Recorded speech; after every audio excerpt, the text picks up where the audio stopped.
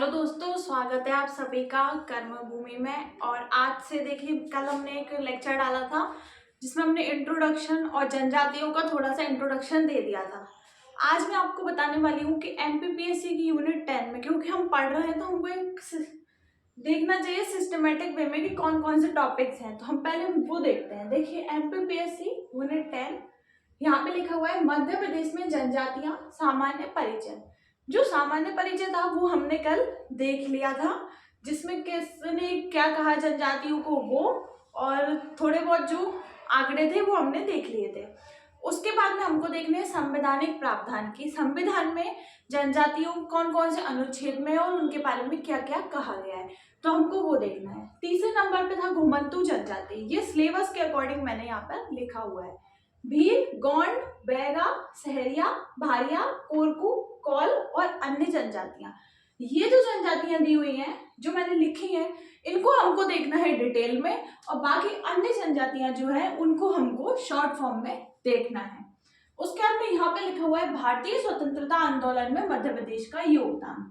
तो जितने भी जनजातीय व्यक्तित्व थे उसमें मध्य प्रदेश की जनजातियों का क्या मतलब कि स्वतंत्रता आंदोलन जो हुआ उसमें किस प्रकार से योगदान रहा, तो वो हमको देखना है। और जनजातीय व्यक्तित्व के बारे में भी हमको डिटेल में पढ़ना है। ठीक है, देखिए यहाँ पर लिखा हुआ है कार्यक्रम और योजनाएं। तो जनजातियों के द्वारा सरकार की तरफ से अलग से कुछ योजनाएं निकाली जाती हैं, क्योंकि आप सभी को मैंने जब जनजाति पढ़ाया था क्लास 1 में, तो मैंने आपको बोला था जनजाति की डेफिनेशन में कि ऐसा समुदाय, मानव समुदाय जो कि विकास के सोपान में पिछड़ा हुआ है, तो उनको बराबर पे लाने में जो है कार्यक्रम और योजनाएं चलाई जा रही हैं भारत सरकार के द्वारा, ताकि उनको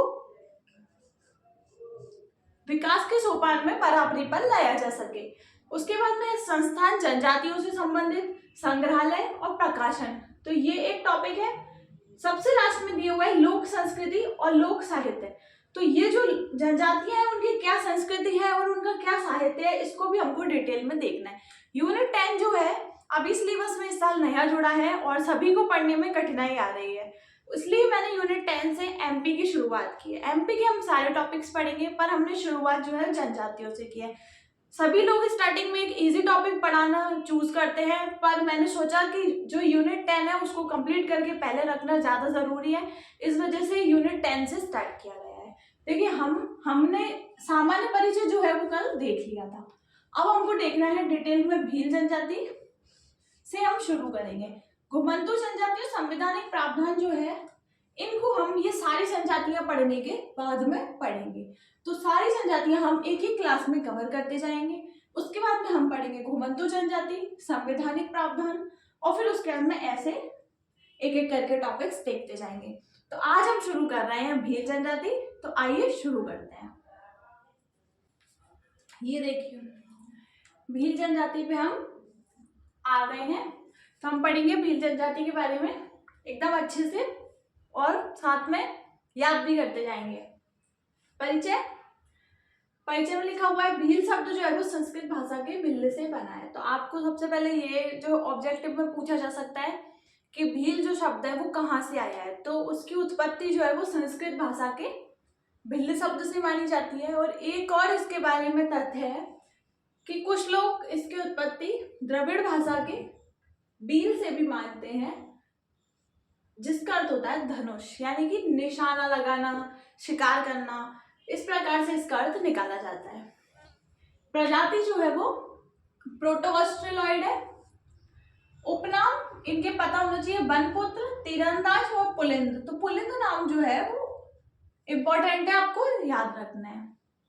उसके बाद मूल निवास स्थान, राजस्थान का कुशलगढ़ क्षेत्र ढोलका जो है इसका मूल निवास स्थान है। इसमें जितने भी पॉइंट्स लिखे हुए हैं वो सारे इंपॉर्टेंट है, तो आपको अच्छे से देखने हैं। साथ ही क्या है, जो भी काम की चीजें हैं वो मैं सारी बता रही हूँ आपको, तो हमको देखना है। विस्तार जो है पश्चिमी भाग, तो मैंने यहाँ पे बोर्ड पूरा भर जाएगा इस वजह से लिखा नहीं। तो आप सभी जानते हैं कि मध्य प्रदेश के पश्चिमी भाग में कौन कौन से जिले पाए जाते हैं, तो आप बताइए। देखिए, झाबुआ हुआ, अलीराजपुर हुआ, उस साइड के जो भाग है, उस साइड के जो जिले हैं वो पश्चिमी भाग में आते हैं और वहां पर पाई जाती है भील जनजाति। संख्या जो है, जनसंख्या जो है वो मध्य प्रदेश की जनसंख्या का 37% जो है वो जनजातियों का है। उपजातियों के बारे में बात करें तो भिलाला, बरेला, पटलिया, पुजारो, कोटवाल, तड़बी और मधवी। देखिए मैं आपको बताऊं, आप लोगों ने भिलाला सुना होगा, बरेला सुना होगा, पटलिया सुना होगा। आपको इसको याद रखना है तो आप ऐसे याद रख सकते हो, उसमें लास्ट में इसमें भी ला आ रहा है, इसमें भी ला आ रहा है और इसमें या आ रहा है, आगा डंडा आ रहा है, तो आप इसको ऐसे याद रखो। लिया, देखिए भिलाला, बरेला, पटलिया, ठीक है, तो ये 3 आपको याद हो गए। उसके बाद आपको देखिए तड़बी भील जो है ना, इस्लाम धर्म स्वीकार, ये तड़बे भील है। कोटवार और पुजारो और मधवी, यहाँ पे मैंने इसको एंड में इसलिए लिखा है क्योंकि ये आपको याद रखनी है, अलग से दी हुई है, पहले हमने बुक्स में नहीं पढ़ी है, तो इसको आपको याद रखना है। गांव या आवास, देखिए निवास स्थल जो है उसको फाल्या बोला जाता है, और जो गांव होते हैं, निवास स्थल का मतलब हो गया छोटे गांव, छोटे गांव को बोला जाता है फाल्या, और बड़े गांव को बोला जाता है पाल। ये देखिए ये लिखा हुआ है पाल, इसे बोला जाता है बड़े गांव को। साथ ही साथ जो मकान होते हैं, जो घर होते हैं, उनको बोला जाता है कू। तो ये चीज आपको याद रखनी है। ये पूरा पेज जो हो चुका है हमारा, इसको हम एक बार रिवाइज करते हैं, उसके बाद में हम चलते हैं नेक्स्ट पेज पे। देखिए भील जनजाति हम पढ़ रहे हैं, इसका परिचय है। भील शब्द संस्कृत भाषा के भिल्ल से बना है। एक और तथ्य है, द्रविड़ भाषा के भील से बना है, जिसका अर्थ होता है धनुष। प्रजाति जो है वो प्रोटोस्टेरॉइड है। उपनाम दिए हुए बनपुत्र, तीरंदाज और पुलिंद। मूल स्थान जो है वो राजस्थान का कुशलगढ़ क्षेत्र है, ढोलका। जनसंख्या जो है जनजातियों में भीलों की जो है वो 37% है, आपको याद रखनी है। और विस्तार जो है वो पश्चिमी भाग में है, अलीराजपुर झाबुआ वाला पार्ट। उपजाति जो है इसकी भिलाला, बरेला, पटलिया, 3 आपको याद हो गई। पुजारो, कोटवार, तड़बी भील और मधवी भील। गांव और आवास, निवास स्थल जो है उसको गांव फाल्या बोला जाता है, ये छोटे गांव के होते हैं। और ये जो है गांव, ये बड़े गांव को बोला जाता है। तो दोनों में आपको डिफरेंशिएट करना है कि बड़े गांव को पाल बोला जाता है, छोटे गांव को फाल्या बोला जाता है, निवास स्थान को कू बोला जाता है। आइए देखते हैं नेक्स्ट कि नेक्स्ट और क्या क्या है। उसके बाद में हमको देखना है सामाजिक संगठन। सामाजिक संगठन का मतलब है,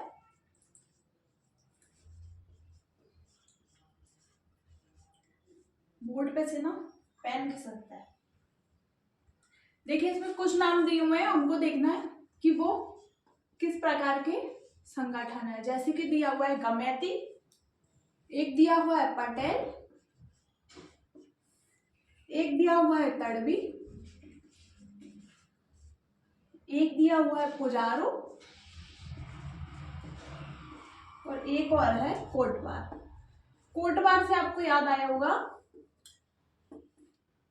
उपजाति भी है ये, और पुजारो, पटेल, गमैती, ये जो है वो सामाजिक संगठन है। अब हमको देखना है कि ये किस प्रकार के सामाजिक संगठन है। देखिए कोटवार जो है वो गांव के मुखिया को बोलते हैं। गांव का मुखिया जो होता है वो कोटवार होता है, ये चीज आपको याद रखनी है।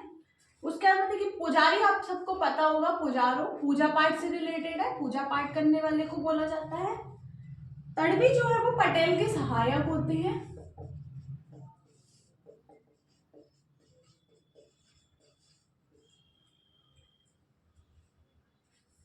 गमेटी जो है वो गांव के मुखिया को बोला जाता है। पटेल जो है वो गांव के अति सम्मानित व्यक्ति होते हैं, ये जिन्हें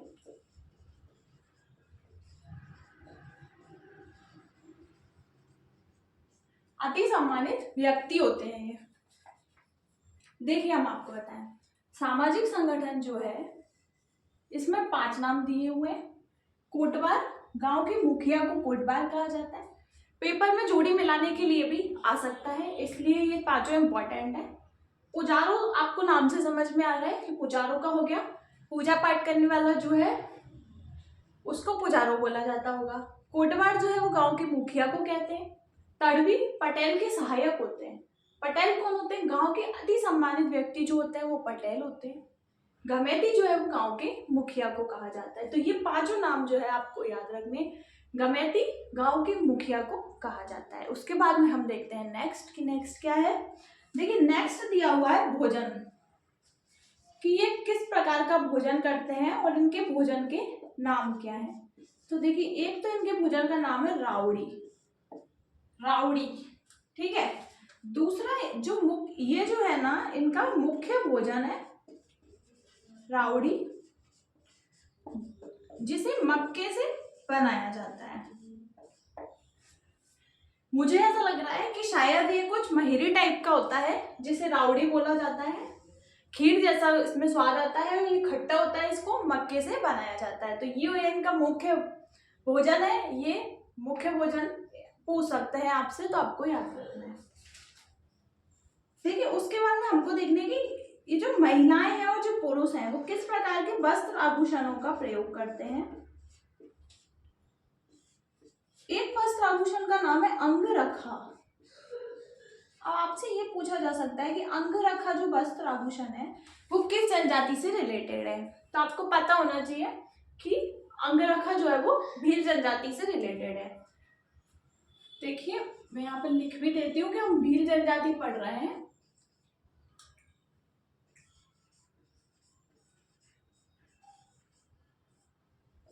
ठीक है, तो ये क्या है, वस्त्र आभूषण अंगरखा। ये किसके द्वारा पहना जाता है, स्त्रियों के द्वारा इसे पहना जाता है। और एक और नाम है कथीरा। कथीरा इसे जो है वो स्त्री और पुरुष दोनों के द्वारा धारण किया जाता है। ये एक प्रकार का आभूषण ही है जो कि चांदी से बनाया जाता है। तो ये भी चीज आपको याद रखनी है, कथीरा और अंगरखा, ये दोनों नाम आपको याद रखने हैं।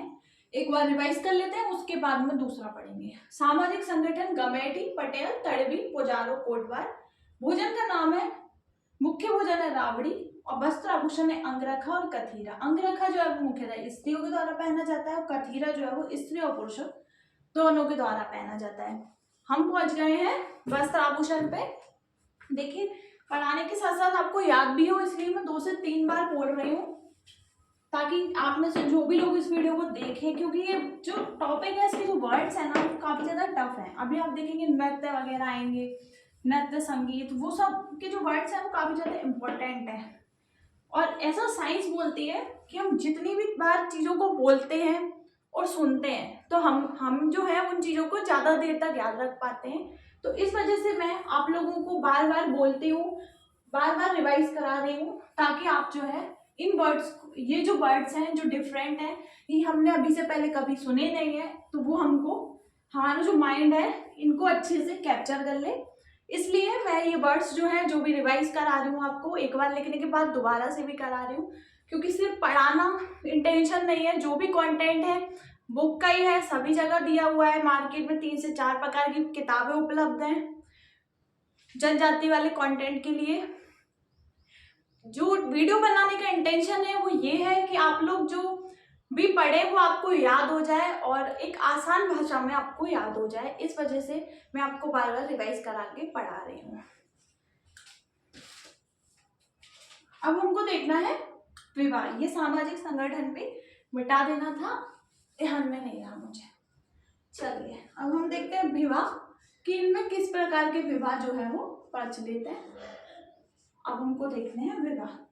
देखिए एक तो भील जनजाति का सबसे प्रचलित जो विवाह है वो भगोरिया है, आप सभी जानते होंगे। अलीराजपुर और झाबुआ साइड में ये जनजाति पाई जाती है। इस विवाह को जो है वो हरण विवाह भी कहा जाता है। आपको पता है जब अपन बुक्स उठा के पढ़ते हैं ना, और जैसे आपने एक जनजाति पढ़ी, फिर आपने दूसरी पढ़ी, भील पढ़ी, गोंड पढ़ी, कोल पढ़ी, तब आप पढ़ते हो तो आपको सब याद होता है। फिर आप तीसरी पे जाओगे तो आपको पहली वाली में कंफ्यूजन होगा कि उसके विवाह भी उसके विवाह के जैसे थे, सेम थे। तो इसलिए आप लोग वीडियो को एकदम ध्यान से देखो, मैं आपको साथ में रिवाइज भी कराती जाऊंगी।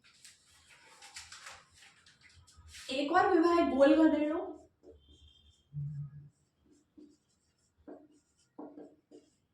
गोल गधेड़ो एक है घरघुसी एक है विनिमय, एक है दापा प्रथा। तो ये दापा प्रथा जो है इस पर अब रोक लग गई है। उसके अलावा जो है ओगी, एक और है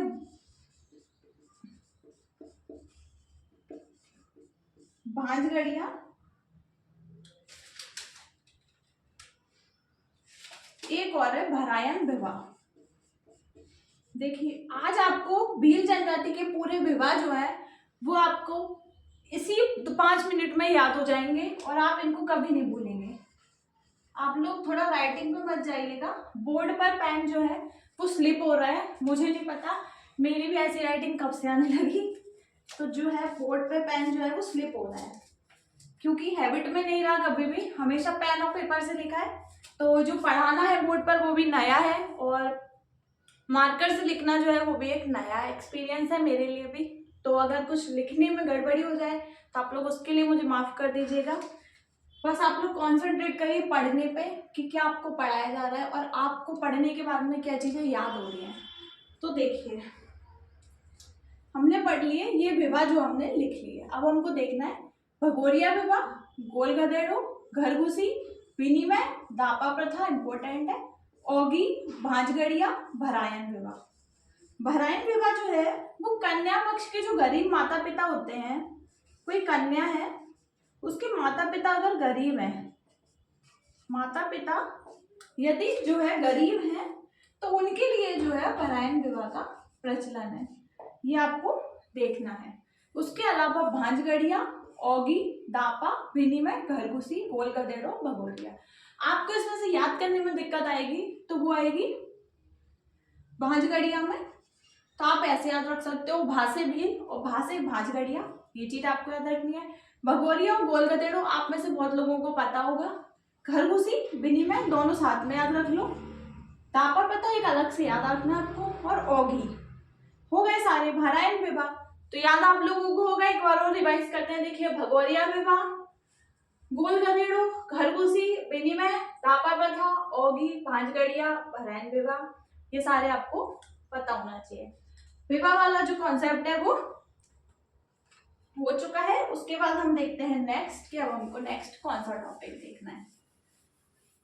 ये जो है क्लास 2 है, इससे पहले क्लास 1 डली थी, चैनल पर डाल दी, जिसमें जनजातियों के बारे में एक ऊपर से सामान्य परिचय जो है उसमें मैंने दिया था, मैप बनाकर एमपी का कि कौन सी जनजाति जो है वो किस एरिया में पाई जाती है। तो वो चीज भी हमको पता होना चाहिए, ठीक है। अब देखिए इसमें कुछ नई चीजें ऐड हुई हैं जो कि पहले जनजातियों के बारे में हमें इतनी डिटेल में नहीं पढ़ना पड़ता था, पर अब जब से यूनिट जो है अलग कर दी गई है तो अब हमें जो है डिटेल में पढ़ना पड़ रहा है। घरेलू उपयोग सामग्री और जन्म मृत्यु संस्कार। तो देखिए हम पहले देखते हैं जन्म मृत्यु संस्कार। जो जन्म और मृत्यु होती है भील जनजाति में, उसमें किस प्रकार के संस्कार किए जाते हैं तो वो हमको देखना है। एक होती है सांता प्रथा, प्रथाओं के नाम आपको याद रखने ही है ना, इसमें तो कुछ भी स्किप नहीं करना है। एक है डाम प्रथा, एक है टिया और एक है गाता या फिर गातला, ठीक है। तो ये 4 है, ठीक है। अब इनको हम डिटेल में देखते हैं कि इनमें दिया क्या हुआ है। सांता प्रथा जो है वो शिशु के जन्म जो होता है उसके 7वें दिन प्रसूता जो है उसको हल्दी लगाई जाती है, हल्दी लगाकर स्नान कराया जाता है। तो सांता प्रथा जो है, देखो सांता से समझ आ रहा है कि 7 से रिलेटेड कुछ है। जब बच्चा होता है तो प्रसूता जो है, जो बच्चे की माँ है, उनको हल्दी लगाकर उनका स्नान कराया जाता है 7वें दिन। तो ये चीज आपको पता होना चाहिए। अब जब बच्चा 12 वर्ष का हो जाता है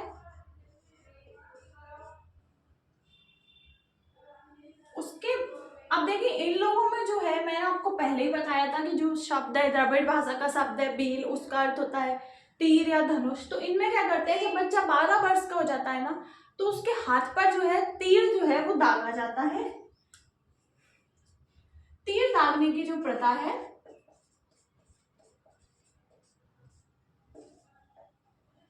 दाहिने हाथ पर, अब देखिए ये तो आपसे नहीं पूछेंगे कि दाहिने हाथ पर लेफ्ट हैंड में कि राइट हैंड में, बस आपको इतना पता होना चाहिए कि डाम जो प्रथा है वो तीर दागने से रिलेटेड है। जब बच्चा 12 वर्ष का हो जाता है, जो तपता हुआ गर्म तीर होता है वो दागा जाता है। ये इनकी कुछ निशानी होती है कि ये भील जनजाति के हैं, उस टाइप का इनका कुछ कॉन्सेप्ट है।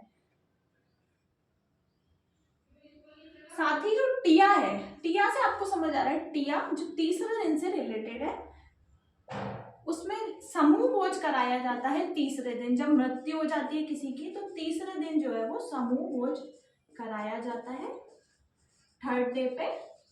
तो वो प्रथा जो है वो टिया है। गाता और गातना, देखिए दुर्घटना हुई हो या फिर शौर्य की बात हो, वो दोनों में से कोई सी भी बात हो,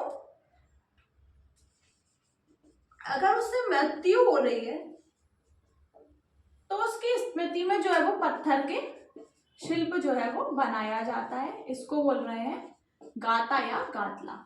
तो जन्म और मृत्यु जो संस्कार है उससे रिलेटेड ये आपको दिख रहे होंगे। सांता प्रथा शिशु के जन्म के 7वें दिन। डाम प्रथा 12 वर्ष का जब शिशु हो जाता है तो तीर दागा जाता है।